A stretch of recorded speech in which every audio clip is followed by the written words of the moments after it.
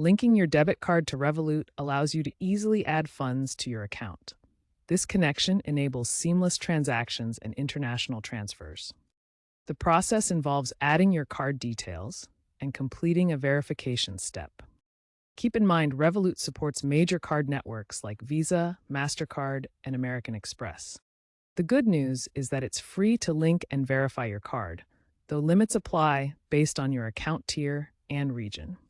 First, navigate to the Add Money section in the Revolut app.